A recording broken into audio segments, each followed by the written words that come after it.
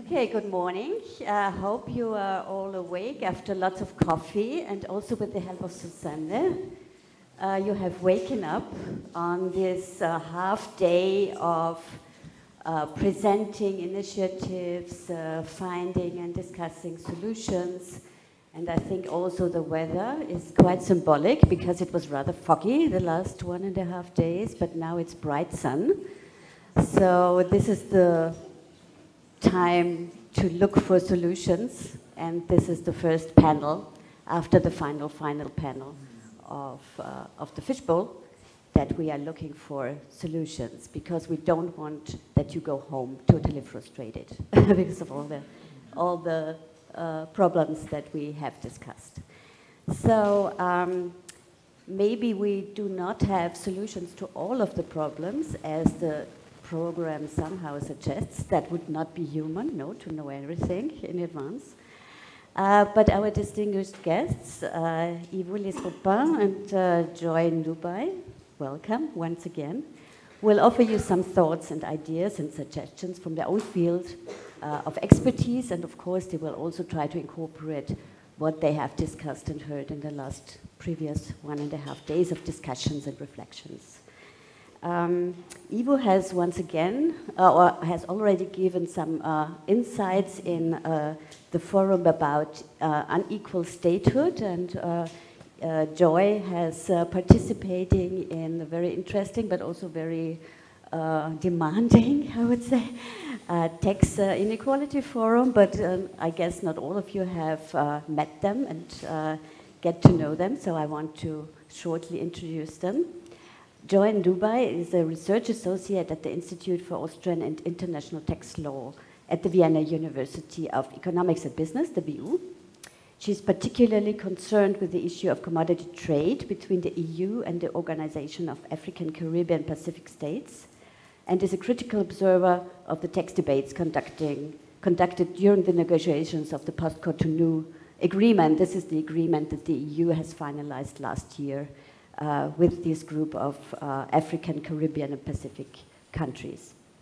In addition to her academic career, she has previously worked with NGOs in Kenya, like the Tax Justice Network Africa, Oxfam, and Action Aid. Welcome. And she also told me that she has already lived 4 years in Austria. So by now, she's really nearly half Austrian. Ivo Lesbaupin is a retired professor at the Federal University of Rio de Janeiro and a coordinator of the NGO ISER Assessoria in Rio de Janeiro. ISER Assessoria is committed to expanding participation and democracy in the state and church in Brazil and calls for overcoming social inequality. So you're a sociologist, you really try to enhance social equity also in your, not only in your academic career, but also in the work you do with your NGO. But you're also a book author, and Ivo has published several books, and I just want to mention the last two, which are New Paradigms for Another World Possible and To Avoid Disaster, How to Build a Society of Well-Being, or Bem Viver, I hope I have pronounced it right, or Buen Vivir, which you might know, that you know, I guess many of you know the concept. So maybe let's start with you, Ivo. As we speak, and I think all of you, of course, all of you know that, at the same time, the COP27, the Global Climate Summit, is happening in Sharm el-Sheikh. Two of our guests, Pato and Nelly, will go straightly from here to Sharm el-Sheikh to participate also in the negotiation from NGO side. So that's the reason why they can't be here, unfortunately, today. Now, we know that environmental and climate inequality is really closely connected to social inequalities, isn't it? So we know that rich countries use more resources, they emit more, but it's not only between countries, it's also within countries. We also know that people who are rich emit much more and consume much more than those who are not so well off. So do you think my first question would be, how is this environmental justice aspect connected to social inequalities? What could be done to combine those two issues? How can we achieve environmental justice and also social justice? How can we come to a just transition? And the second question would also be, is our economic system, do you think that our economic system is really fit for purpose in doing that? You can use one of those. Yeah, and I give you some water. Mm-hmm. Okay.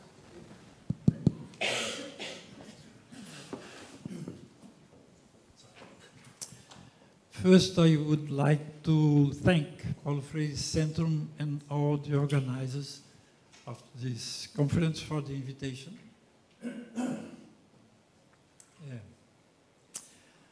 I need to talk about these questions, how to face social environmental crises that are one only crisis. What are the alternatives to dominant economic and social paradigm? We have witnessed in recent years a series of dramatic natural phenomena. Scientists, the IPCC, International Panel of Climate Change, warn us with increasing concern of the seriousness of the environment situation. Climate changes caused by global warming. The current economic model, whose aim is to produce and consume more and more, productivist, consumerist model, has to be overcome because it risks destroying the planet. This model has fossil fuels, oil, coal, gas, as its main source of energy, is centered on the automobile and based on the flow of disposable materials and products. It is unviable. We need to shift to a system based on renewable energy, on public and diversified transport, primarily based on rail transport, and not on individual transport, the car, and based on the complete recycling of raw materials and finished products. We need to overcome the predatory development model and propose another type of social organization, another type of economy. How to overcome the consumerist productivist model and make the transition to another model? How to obtain what we need while respecting the limits of nature? The first thing we must change is the energy matrix. We need to replace fossil fuel-based energy and nuclear energy with renewable energies. We have studies showing the technical feasibility of obtaining all the energy we need via wind, solar, ocean, geothermal, and hydro energy. Water. Water as a human right. Water, as it is a common good, cannot be privatized, cannot be a commodity. Water management must be a public service controlled by society and not a source of private profit. We have a successful example in Brazil on the semi-arid region, a region where it doesn't rain during 8 months. It rains only during 4 months. The rainwater harvesting systems centered on systems and community training guaranteed the supply of clean water to families during the dry months. Between 1999 and 2010, they built 1 million systems like this. This changed completely the life of people in this region. We need another policy for the agricultural sector, a model of agriculture radically different from the dominant model, opposing the domination of multinationals, agribusiness, dependence on fertilizers and pesticides, and GMOs. A model based on agroecology, diversified production, as opposed to monoculture, family farming, producing primarily to feed the population.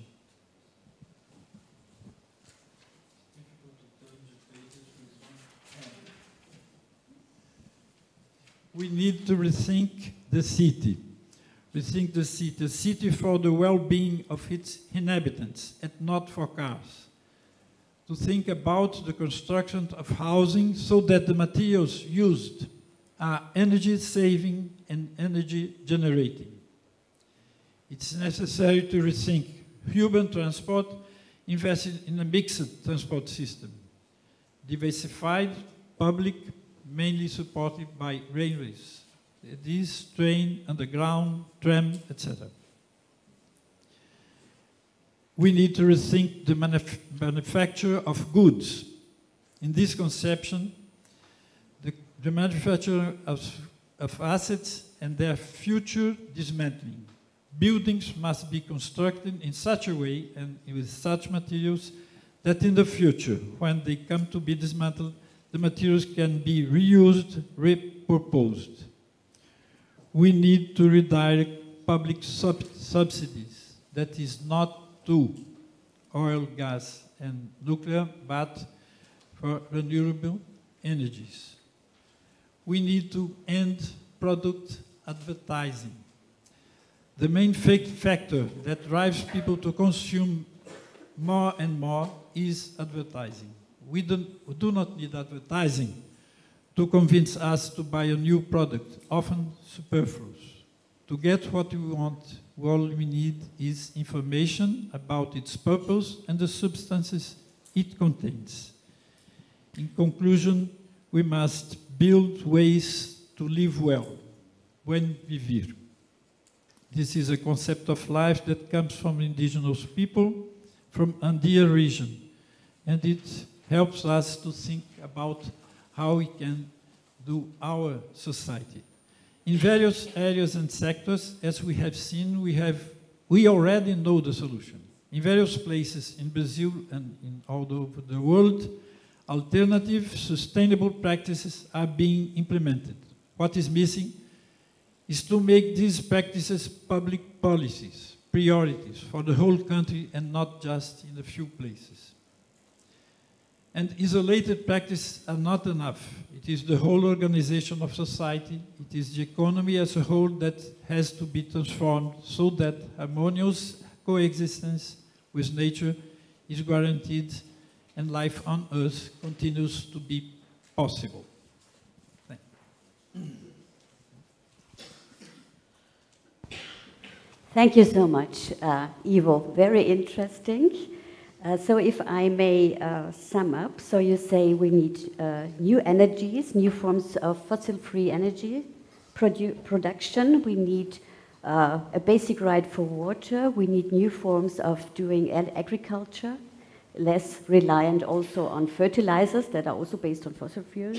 For example, a new way to live in our cities, public transport, recycling, and also a new form of instead of seducing consumers, informing consumers, no? So before I turn to you and ask you how we could finance all that,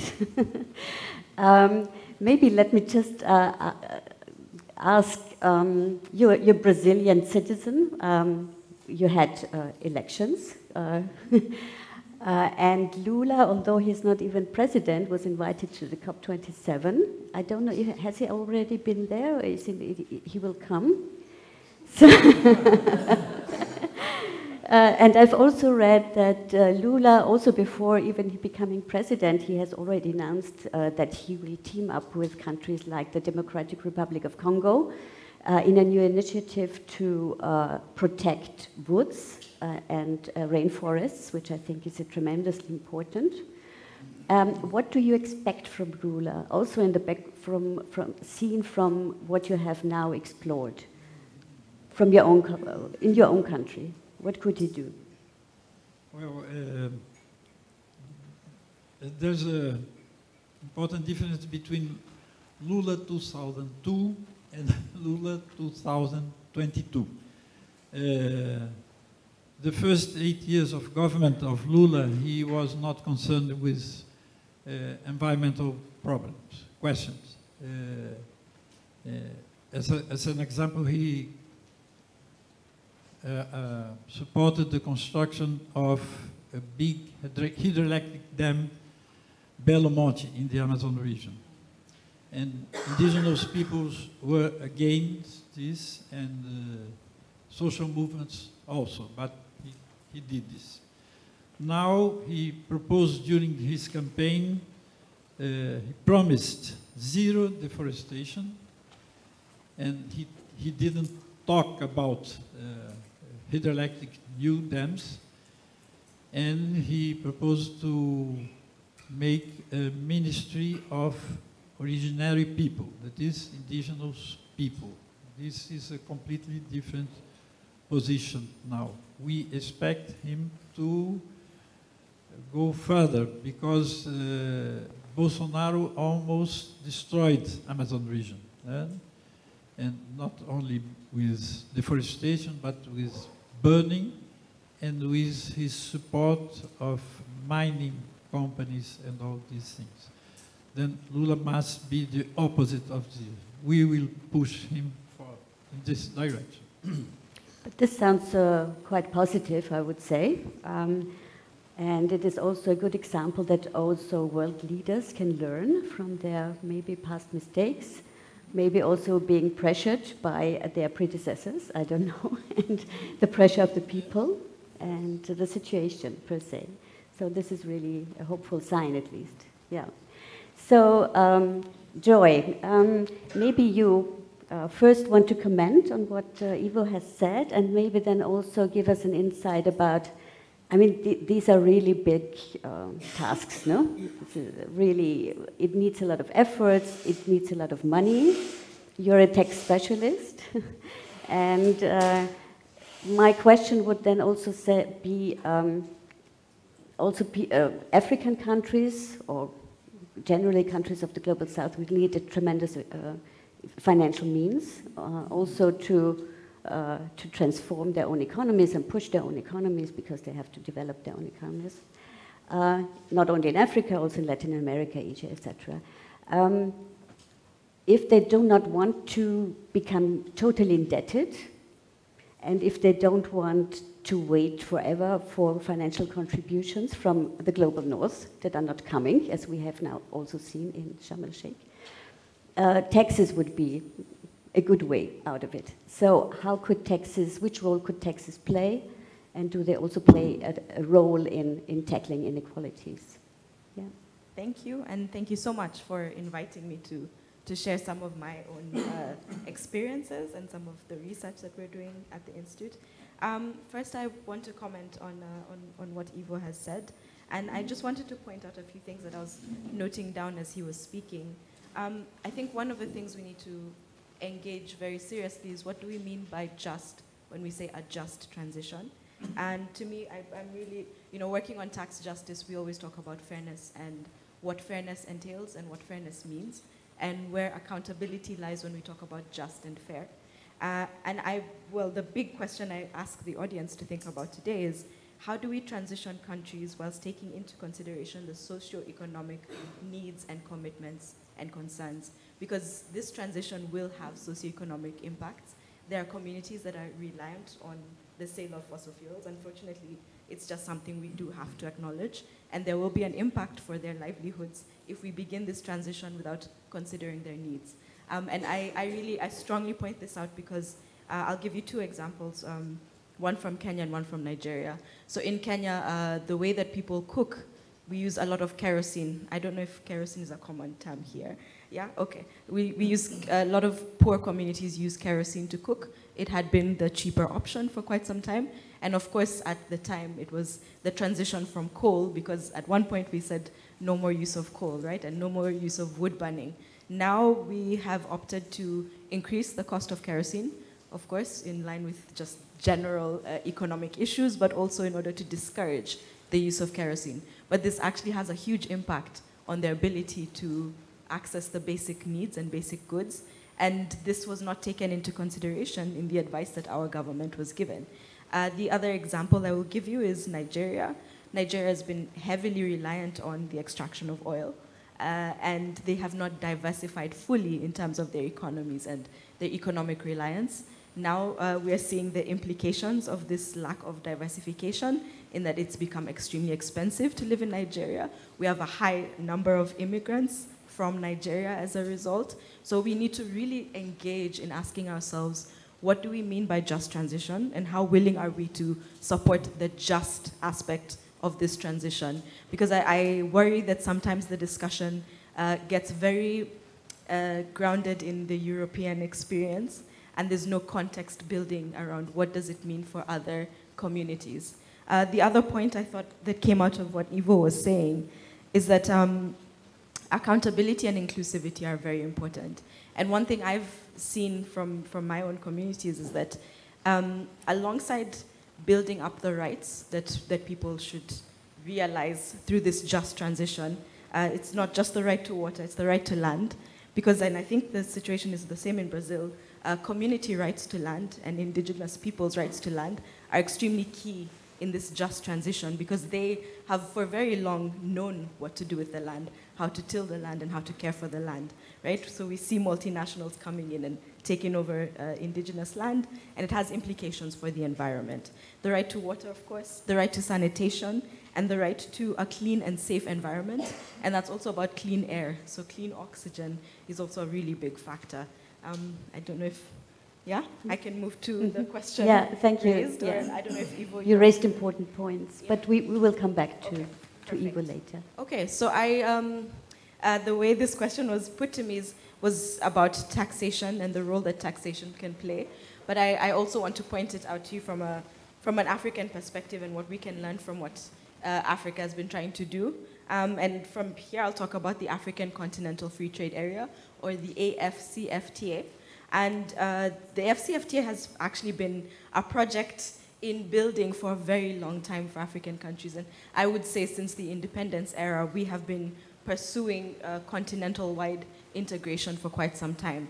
And part of this it's not just been about a free trade area as we understand it. Actually, we have a very unique objective when we talk about integration on our continent. We talk about shared prosperity, we talk about self-reliance, and we talk about sustainable growth and development. And I think that as we move forward, maybe these are key objectives we can pick up as communities as we talk about just transitions, is the need for shared prosperity. And what does shared prosperity mean? From my perspective, we need to think about accountability between countries and within countries. And accountability from a tax perspective is about, once you pay your taxes, you have the right to be represented, and you have the right to have your voice heard. And that's really where sustainable financing is actually grounded, is the role of accountability in financing. So when we talk about sustainable financing for climate and for the just transition, taxation plays an extremely important role, because tax is our own revenue, right? And we have a right to say what happens with the revenue we contribute towards. And we have a right to say that this tax must be collected in a fair way. So if I pay my taxes, the multinational should pay their taxes. It should be just, it should be fair, it should be progressive, and it should be balanced. And tax has a huge potential to respond to inequality, but it can also frustrate inequality if it's not properly designed. So we must also call for tax systems that respond to inequality, that deal with especially gender and wealth inequalities, but they can also help to deal with climate inequality as well. So yesterday we had a really great discussion about the role of climate financing and how taxation of carbon emissions could be a great opportunity to also address climate finance and climate change as well. So I really encourage you to look through. I think you've done a paper, VIDC have done a paper on this issue, and I really encourage you all to read about it and look at the role that your taxes play, most importantly. But I will close by saying this, that sustainable financing is not just taxation, it's also holding to account the multinationals that should be paying their taxes, right? And oftentimes they have a huge role, especially when we talk about the SDGs, they have a massive role in investing in sustainability. And we also need to hold our multinationals accountable in their role in investing in sustainability. One thing we previously worked on when I was at Oxfam was around the role of the private sector in tax justice. And a key issue that I always came upon was, if we are investors in some of these companies, and we always came across from the European Union in particular, the pension schemes, you guys have a lot of pension schemes that do invest in large companies that are active in various African countries, Asian countries. If you are an investor, then you also have a role in accountability. You are a shareholder and you have a right to say something, right? Or if you contribute to a pension scheme, there's also a role in accountability. So I think as we talk about taxation and accountability, investment and accountability are also extremely important factors to think about. Thanks. Thank you so much. You addressed an important point, I think, because you addressed also the connection with the tax systems in the Global South or in African countries, but of course also our own role here in Austria, in the EU, in the Global North. Because we also know that many multinationals, they have the basis in our countries, in rich countries, mainly in the US, but also in many European countries, also in Austrian countries, also in Austria. And of course, our tax system is quite unbalanced, so it gives more taxing rights to those countries where those MNCs are situated, and less taxing rights to those countries where they just do business. So this is also one of the reasons why Shell doesn't pay anything in Nigeria, and you could cite a lot of other companies as well. Maybe before I turn again to Ivo and ask for his comments, I would ask you, what would you expect from a country like Austria or the EU? What should they do? Should they support in helping African countries, for example, building up their own systems? Should it be more tackling the tax system itself, the imbalances that we have? What would you suggest? That's a really difficult question sometimes, because for a very long time, the European Union have been very involved in African affairs and in influencing or building African policy. And sometimes it works out, sometimes it doesn't. And I think one of the fundamental problems is contextual awareness. That our context, our systems, our nationals, our citizens may not require the same policies that work in Europe. And it means that we need to be more aware of the context that we're working with. So what are the needs? What are the challenges to respond to? How do the systems work? How do communities work with each other as well? But I think one really important point is to talk about the global tax debate right now. Right now there's quite a huge discussion about the role of a global minimum tax, and this relates to corporate income taxes and ensuring that multinationals pay taxes in all the countries that they're operational in. But the primary problem with that countries take issue with this approach is that it means mainly that developed countries, where headquarters of most multinationals are based, will be the ones collecting this revenue, so that if a developing country offers an incentive, it means that if I do not collect it in my country, it will be collected in the resident country, so the developed country. And I think this debate has been very controversial, right? What we have is G20 countries saying that we are going to introduce it, and if they introduce it, it will have a very wide impact, but we are trying to see the benefits of introducing this policy, which ultimately is that we now have to address incentives, we have to address abusive or harmful incentives, and we now need to change the way we perceive taxation in attracting investment. So we need to focus on more sustainable policies to attract investment, which is extremely important. So there are benefits and there are risks, right? So I think, going forward, Austria should probably look at supporting this global minimum tax a little bit. It could have some great residual effects for countries, as during our session yesterday, I mentioned that for some countries, they're already seeing that multinationals are saying, look, we'll be willing to pay this we're willing to be accountable in your country. So it's not really that they don't want to pay, it's that you offered them the opportunity not to pay. So of course they will not pay. But just to add, my last point is that I think for European Union, for Austria, for most developed countries, we need to take away the principle of shared prosperity. For very long we focused on some countries win it all and others kind of just sit and wait for any trickle down.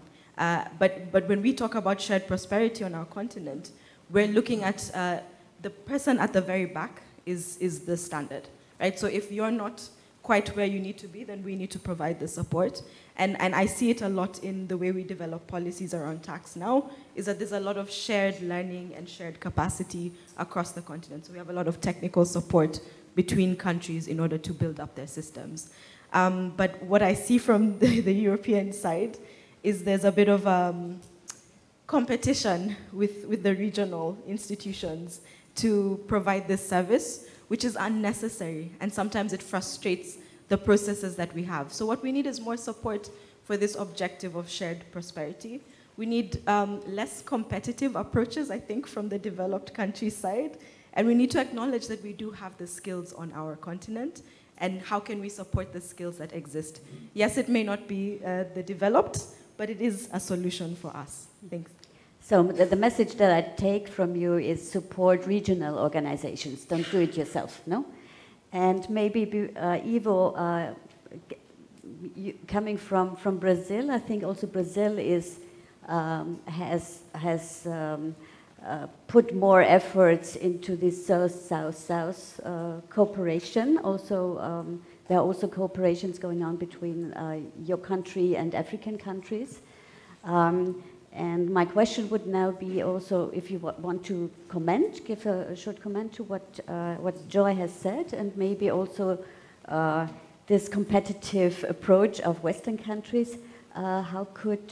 Do you see a role in this South-South cooperation, or is it also, does it somehow mirror, if we look, for example, to China and its role that is not always perceived positive? Or do you think that the inequalities come up or even within this South-South cooperation?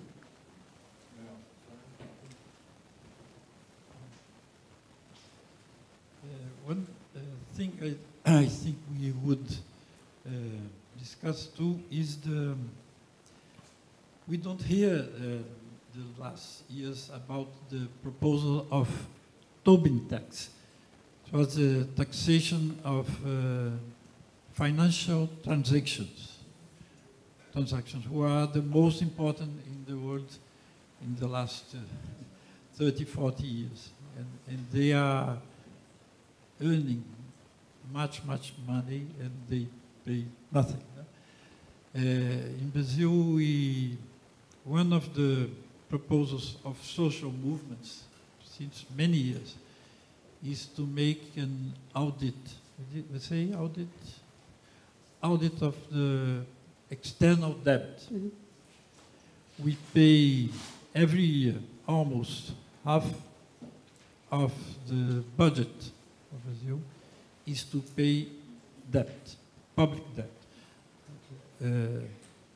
Not only for the creditors, but also to the financial investors. And we did an audit, which we probably arrived to the reality is we don't owe this money. Huh? But no government wants to make this audit because this is to create a conflict with banks and financial sector. But it would be very important for us. And we had only one audit in Brazil, in the history of Brazil, in 1931. And they discovered in that occasion that 60% of the debt was non-existent. What was true. There were no documents proving. Then after that, they begin to pay only 40% of the well. Yeah, of course. Yeah, I think the debt crisis issue is really, really interesting. I don't know if you heard about the case of Mozambique, where the former Minister of Finance, who's now, I think, a criminal, he actually was negotiating for loans with, I think, IMF and other IFIs, and putting them right into his pocket with no rubber stamp of the president, of the executive. Ultimately, they found out that all this debt exists, but is not tied to any projects. It went into someone's pocket, and every taxpayer is now paying the price. And it's why I say that taxation is really about accountability. And if we commit to really, well, this is my tax, and this is where I'm going, then you need to engage more in asking what's happening to my revenue.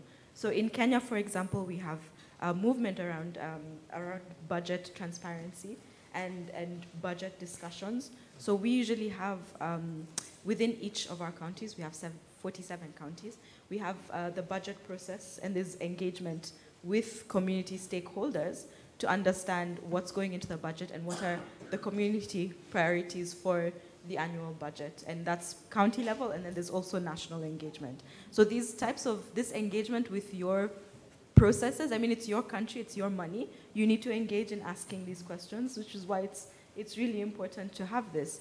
But one thing I also wanted to say is about the financial transaction tax. I know it was a very controversial debate here in the European Union, but what we have actually, and there's two lessons, I think, for me from this. In Kenya, in Nigeria, in Uganda, in Tanzania, in Zimbabwe, we have what we call a mobile money tax. I hope everyone knows what I mean by mobile money. But we in Kenya came up with the invention, and I'm so proud to say it. We came up with the invention of mobile money. So I will pick up my phone when I'm back home. I use my phone to transact. Some of my savings are there. I could take a loan on my phone. It's not attached to any bank account. It's just my phone number that's registered. And ultimately, it makes the telecoms like a financial institution themselves. But what it's meant is it's more financial inclusion. So actually, we have higher financial inclusion with mobile money than we do with the typical bank. And so the Revenue Authority decided that maybe we also need a mobile money tax because of the penetration of the mobile money service. And they've collected a significant amount of revenue from this. But it's a bit of a double-sided issue, right? Because of the financial inclusion, the poorer communities have access to savings plans and debt and all of this, but now they're being taxed on these small transactions that they make. But on the other hand, we now have more revenue in order to finance the services that they should be receiving ultimately. So it's a double-edged one for a developing country, I think. But you're absolutely right that it's a really great source of revenue and a very easy source of revenue for any government that wants to build up their tax base. So it is very important, and it actually makes me think why in the EU, it can be done. It's not impossible. If we're doing it, you guys can learn from us as well. I mean, concerning the financial transaction tax, Austria was one of the countries, of I think 12 countries within the EU that wanted to push it forward. It even had, it chaired the group for a while. I think it still chairs the group. But the concept has been watered down by lobbyists in France and also Germany so much that basically the concept is dead. So there's a lot of pressure from this financial sector that also the public and also the governments have to counter. And we're still not, although there were so many efforts, we're not even a step further. It's really a shame, yeah. But we have talked enough on the podium. Now we still have half an hour. And I really want to ask you for your comments, for your questions, also having in mind what you learned or what you discussed, what you reflected during the past 1.5 days, and ask for your questions and comments. Who wants to start?